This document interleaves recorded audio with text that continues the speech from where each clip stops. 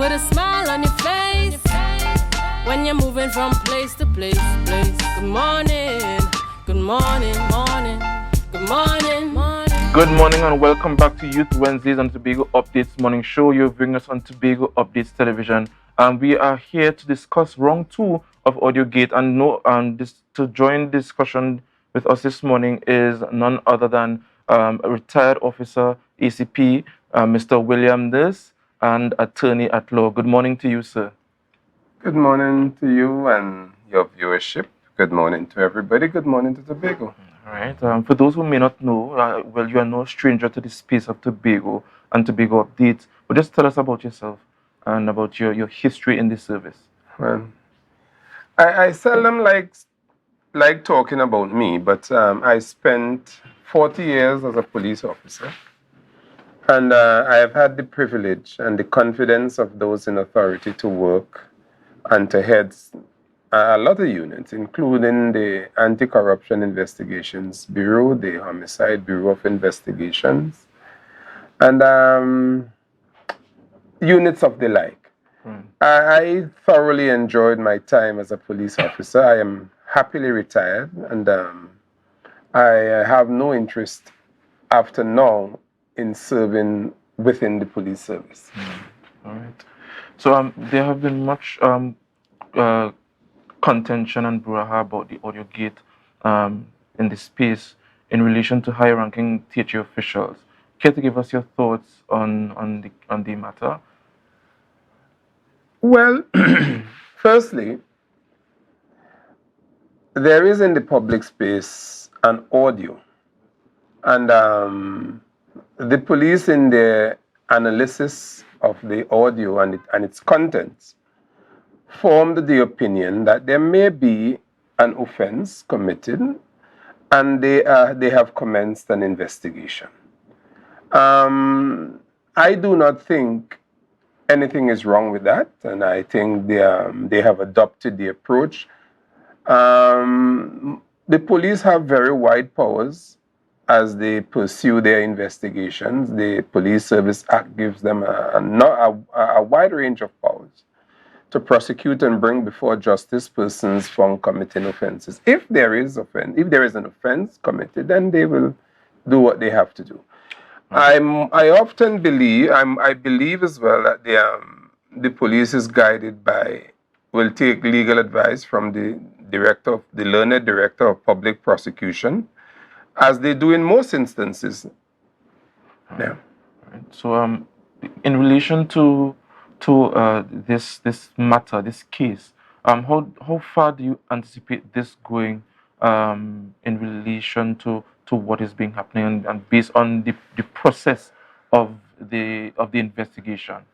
Well, no investigation is good until the matter has been investigated in its entirety.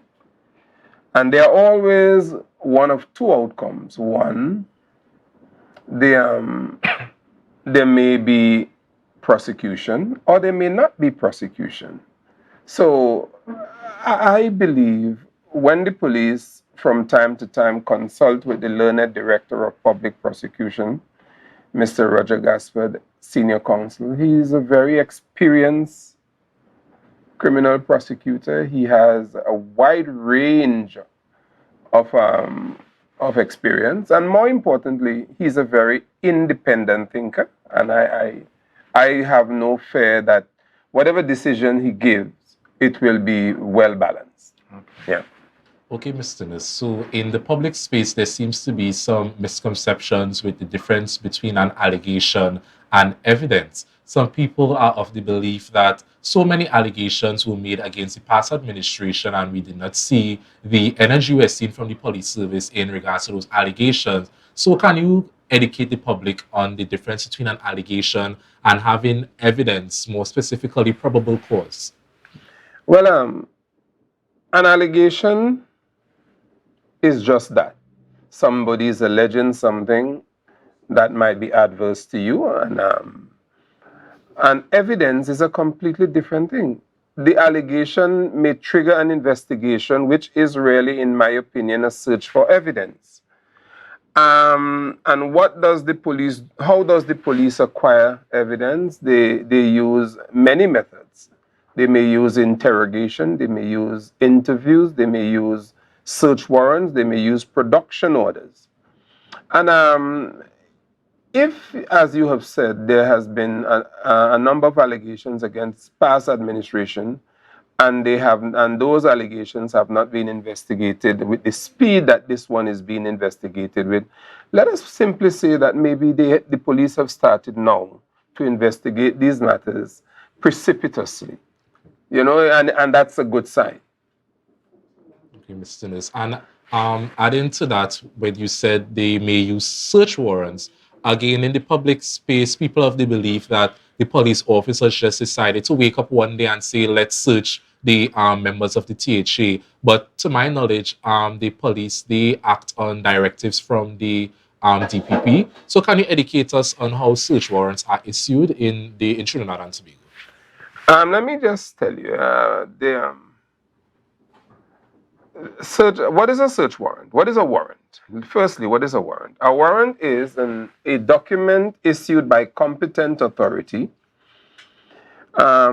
directing the persons to whom it is addressed to execute certain legal provisions named therein.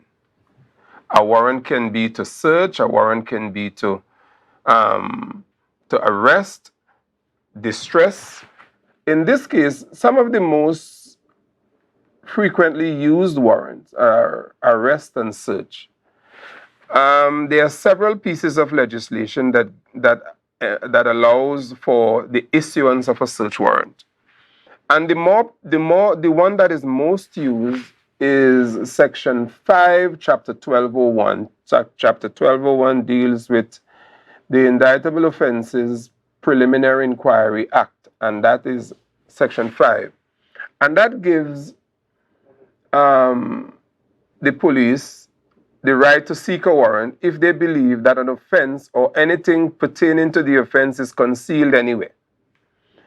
To obtain the warrant, there are two documents that they must present: the warrant itself, written up, and two, an information to which they will swear before a judicial officer. So a warrant is not just issued.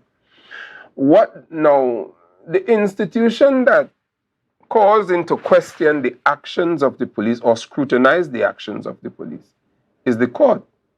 So when the police obtain a warrant, and the court has been very robust in its scrutiny of the police action.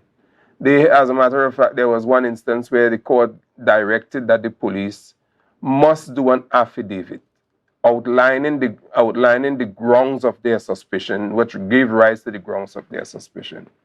And another thing the court did is to say, well, listen, if you're going to execute a search warrant, please provide a copy of the person against whom the search is executed. And I think that is very fair and that is very good. And so the court stands there in the gap between the public authority and the citizenry. So I think the rights of citizens are well protected by the courts. So, just one last question for this line of questioning, Mr. Nis.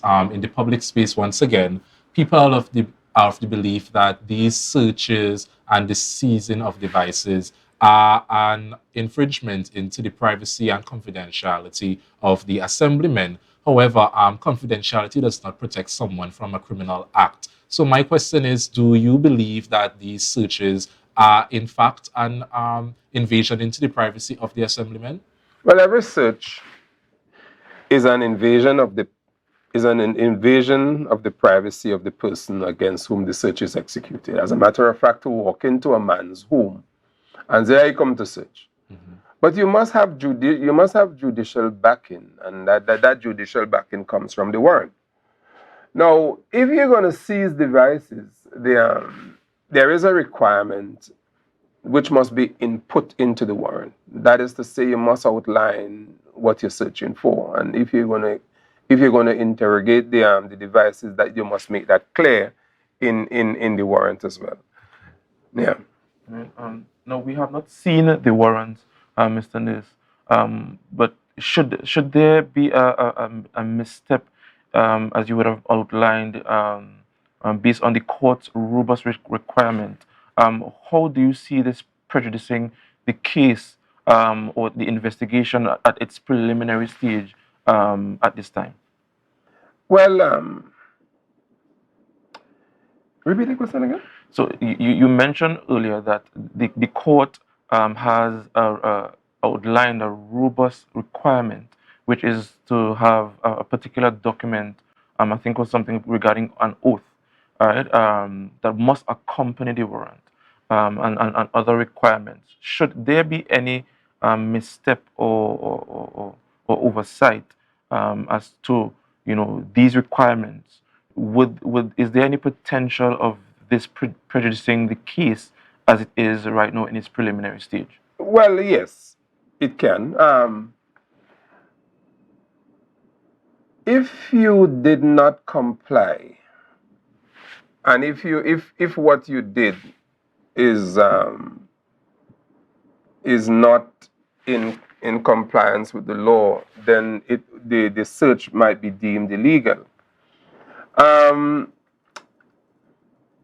There are instances where persons have gone to court and challenged the search, and they're perfectly entitled to do that.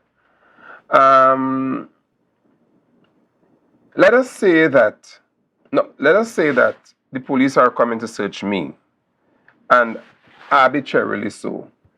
They have no information, or the information they have does not in any way connect me.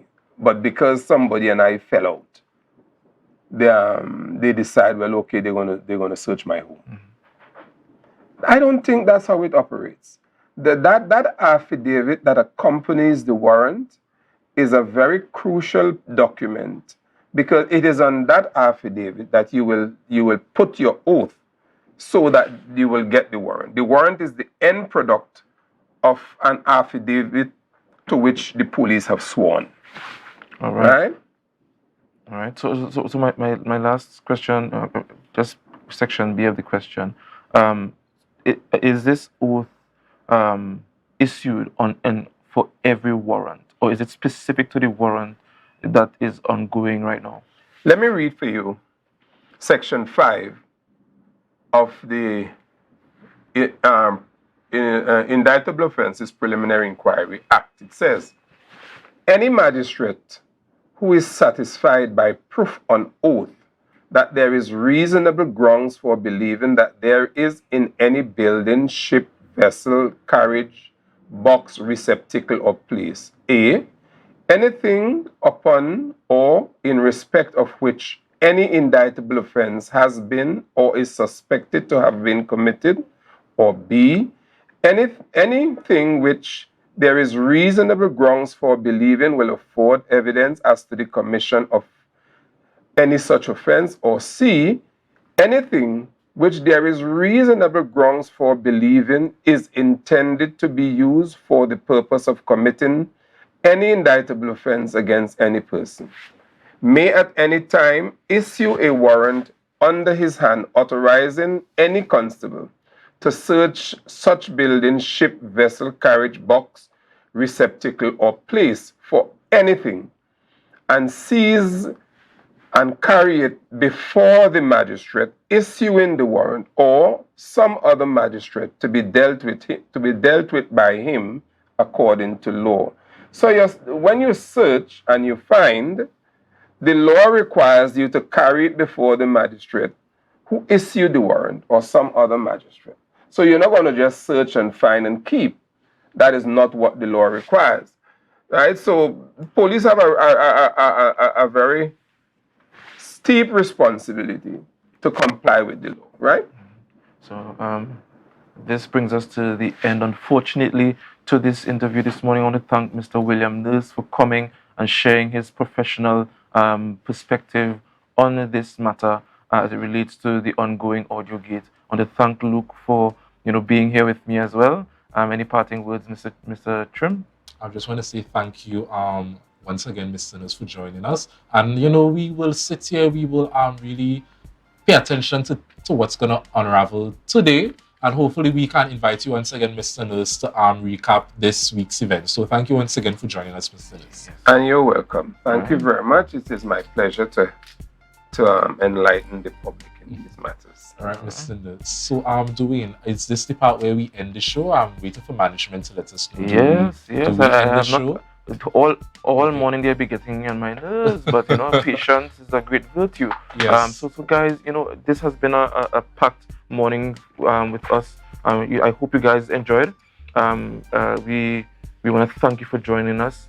We want to go over to Tobago Notes and GMT Good Morning Tobago with Candice Jackson. And look, we have to tell them to Share the live, share the live, share the live. See you next week.